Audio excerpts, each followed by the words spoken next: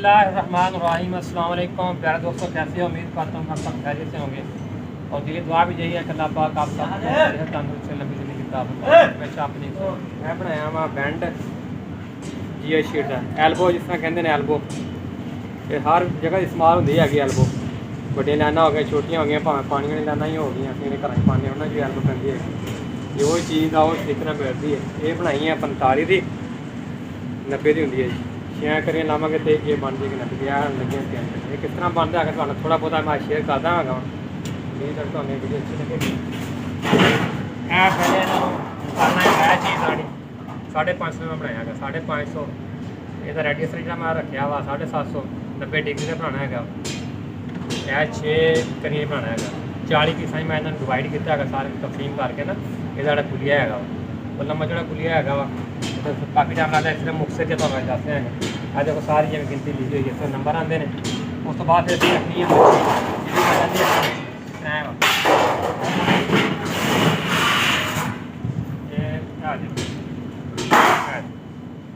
एकदम नंबर शुरू होंगे 0 तो 2 3 4 5 40 नंबर हो गया। 40 तो 0 जो बराबर आने चाहिए। इन्हें कटना वा, कट के फिर जोड़ लाना इस नैन से, फिर गोल करना गोला पाना है। इस तरह किसी इन्हों पाया है गोला, है देखो इस तरह गोला पैदा है जोड़ना है। फिर इन्हों आपस फसाना है, जोड़ नहीं लाना है। इसका मसला है इन्हों कटना जो है कच्ची है जी। इसमें पतीला सी कहने कच्ची पत्ता काट दे स्लैवर ये निशान लग जाता। देखो है लग गया निशान। इसको कटना वा इस तरह इन कटना है। थोड़ा जोर लगता है, इसका काम आसान नहीं है। सारा काम तो काम ही है, कोई भी भावें छोटा भावें बड़ा मेहनत फिर करनी पैंती है। लेकिन ये लोहे का काम है वा, थोड़ा हार्ड काम है वा, फिर थोड़ी मेहनत ज़्यादा करनी पैंती है। देखो इस तरह कट लेना है। कट्टी है मैं सैंपल बना रहा है, दे दिता वा सैंपल शायद दे दिता ना। पहला बनाना मुश्किल होंगे वा, लेकिन बाद फिर जो उत्ते रखा इन्होंने शीट के लकीर ला के कट्टी जाना है। एक दसना सिर्फ रोल करने का मकसद है। इंची टैप मार्च वगैरह सारा यह पिछला कटिया पहले मैं तो गोल करके खाना है। गोल करना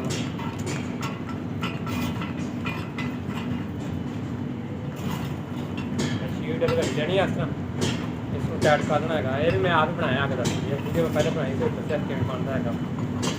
ये नाम लिया देखो यह हो गया पैर यार। तुम देखते मच्छी ऐसे छोटा पीस कटिया सी, ये पहले इस तरह मच्छी है जिमें मच्छी है ना, इस तरह मच्छी सी ऐसे आते गुड़ पाना होंगे वा। इतने तैयार कर लिया वा बैन पाने वास्ते लकड़ी थोड़ा इस्तेमाल कर दिया है। इस तरह जोड़ पाना होंगे इस तरह चीज ऐड कर दिए जोड़ पाई जाएगा।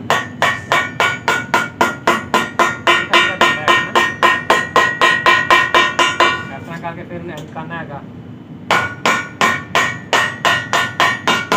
फिर ऐसा मारे है ना, उसके बाद फिर जोड़ ला के प्यार से थोड़ा पाया होंगे वा, उन्होंने थोड़ा थोड़ा सेट करना पैदा है, खोलना पैदा है। थोड़ा ही जाना लकड़ी इस्तेमाल खोल लिया बाद खाना है। देखो हम यह शीट है, ये कितनी पावर बन गई है। देखो ये बिल्कुल नहीं अंदर मतलब सिर्फ 2 गोले की वजह से। ये पेटियां वाली चादर है गोला पाने तो पहले ये देख लो लच्छे किन्नी है इस तरह बिल्कुल हल्की होती ना, लेकिन गोला पावर इन्नी बन जाती है मैं कर रही। लेकिन जो गोला पै गया फिर बाद लच्छे खत्म हो जाती है, कैंगल बन गया मतलब कटले गोला पा लिया इन्होंने जोड़ लिया। जिस तरह तुम देखा पहले मैं 3 करियाँ 45 मैंने बन चाहिए है। 3 जोड़नियाँ है 6 जोड़ांगा तो 90 का बन जाएगा। 90 दिन पूरा उड़ जाएगा, एल बन जाएगा। ये सानू चाहिए ही 45 जे इसमें 2 कट लिया ने इन दूसरी साइड तो मोड़ना सूत्र तकरीबन सूत्र 1.5 सूत्र जितना से अपने कोले हिसाब से मोड़ना है। इनू इस तरह फसाना है।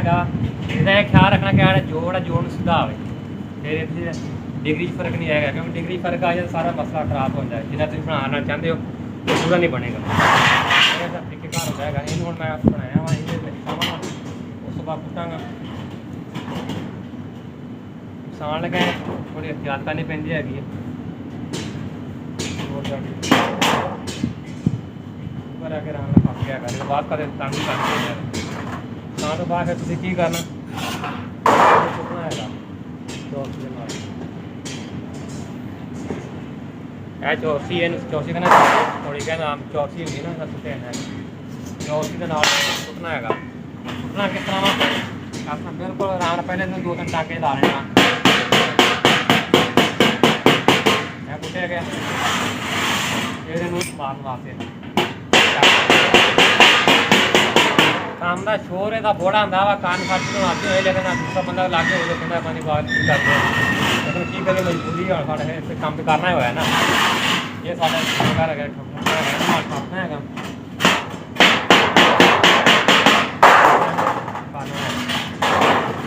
ਸਾਰਾ ਕੋਈ ਕੰਨ ਪਾ ਪਾਸੇ ਨਾਲ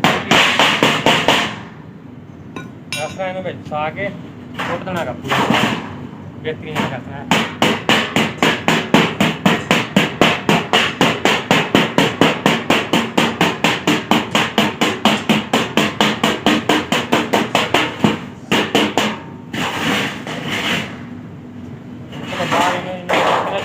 ਠੱਪਿਆ ਜਾਂਦਾ ਹੈਗਾ ਇਹ ਚੀਜ਼ ਦੋਵਾਂ ਚੀਜ਼ਾਂ ਇਸ ਨਾਲ ਰੱਖ ਕੇ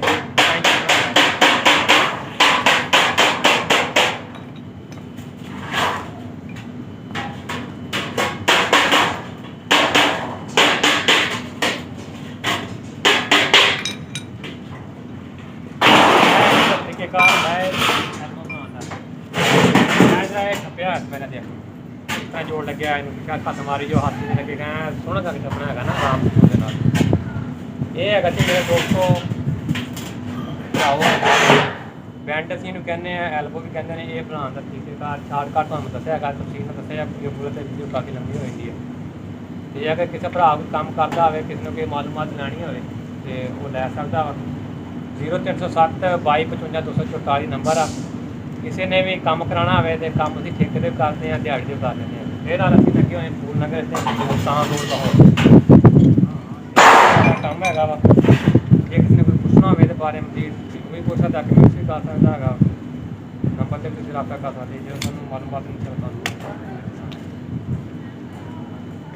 ਇਹ ਸੀ ਅੱਜ ਦੀ ਛੋਟੀ ਮੇਰੀ ਵੀਡੀਓ ਜਿਹੜੇ ਬਣਾ ਕੇ ਦੱਸੀ ਹੈਗੀ ਆ ਪਲੀਜ਼ ਅਗਰ ਤੁਹਾਨੂੰ ਮੇਰੀ ਵੀਡੀਓ ਪਸੰਦ ਆਈ ਹੋਏਗੀ ਅਗਰ ਪਸੰਦ ਆਈ ਹੋਏ ਲਾਈਕ ਸਬਸਕ੍ਰਾਈਬ ਕਰ ਦੇਣਾ ਆਪਣਾ ਬਹੁਤ ਸਾਰਾ ਖਿਆਲ ਰੱਖਿਆ ਜੇ ਆਪਣੇ ਭਰਾ ਦੇ ਚੈਨਲ ਦਾ ਵੀ ਜ਼ਿੰਦਗੀ ਰਹੀ ਤੇ ਇਨਸ਼ਾਅੱਲਾ ਫਿਰ ਮਿਲਾਂਗੇ ਨੈਕਸਟ ਵੀਡੀਓ